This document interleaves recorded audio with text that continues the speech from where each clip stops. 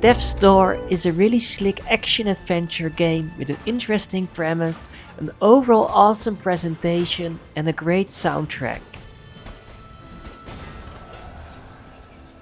As the Reaper, your task is to reap souls to power up doors, so you can reap even more souls.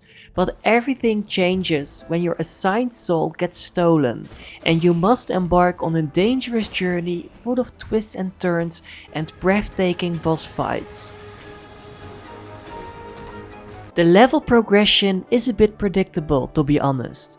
To complete the main game, you have to defeat 3 bosses that reside in their own domain, and this domain is always divided into 3 separate areas.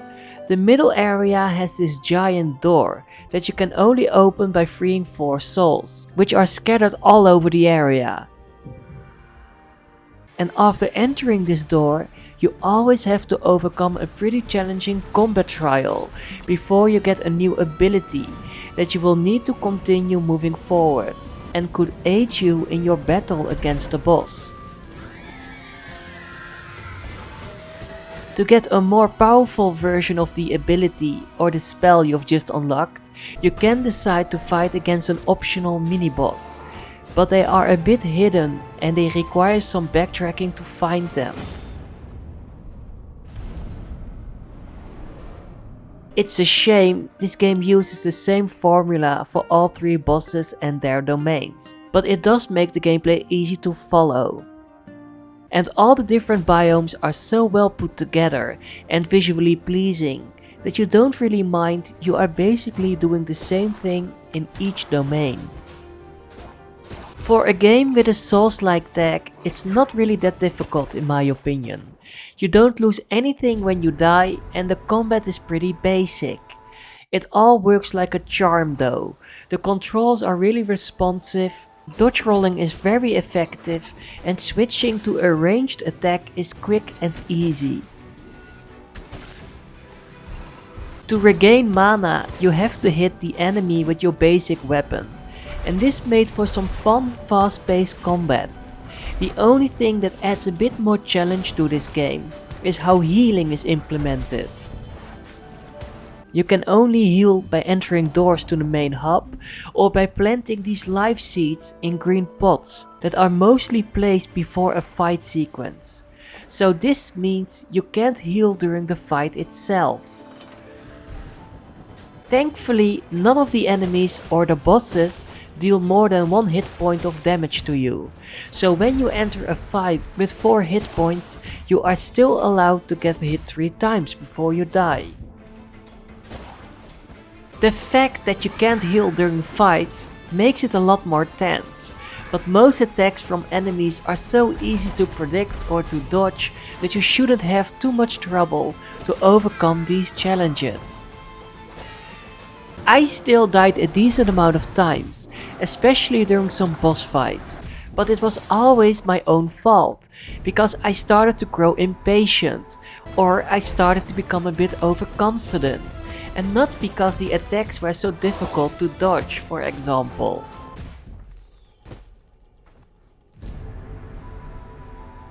You also have the option to unlock a few more weapons.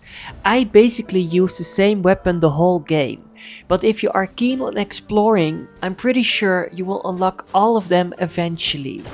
And if you would like to make your character stronger, you have the option to upgrade 4 different stats as well. You do get some experience points from defeating normal enemies, but exploring this world and defeating the giant bosses will make upgrading your character a faster process. It's all pretty straightforward, but it doesn't need to be more complicated as it is. Sure, I would have loved to see a more extensive skill tree or less predictable level progression, but it's all so incredibly solid and it makes it so easy to recommend to less experienced players because it's so accessible and easy to pick up.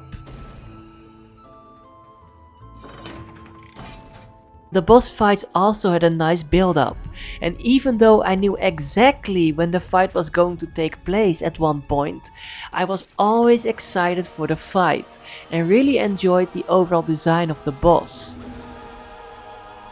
None of them are overly difficult, but they all have their own reasoning behind their actions, and this gives their fight an extra emotional layer, because you feel kinda sorry for them in some way.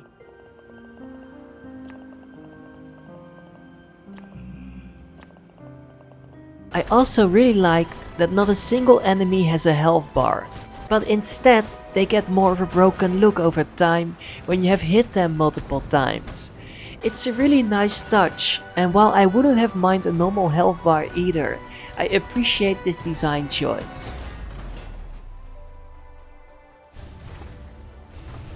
The side content is pretty decent. There are these hidden shrines that can upgrade your health or your mana when you find 4 of them.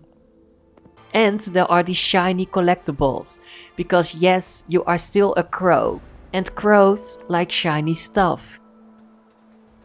And these collectibles will appear at and around your desk as some sort of quirky collection, and you will get an achievement if you will find all of them. There's also some optional post-game content, and this will add at least 2 more hours to your overall playtime, and as a reward you will unlock a different ending and more backstory about the origin of all these doors. So in general, Death's Door is really easy to recommend if you love fast-paced action-adventure games. It's really solid from start to finish, and while it could have a less predictable way of level progression, and I wouldn't have minded a more complicated skill tree, it's definitely a memorable little gem. I love the visual style, the world building, the fun combat, the epic boss fights and the really great soundtrack.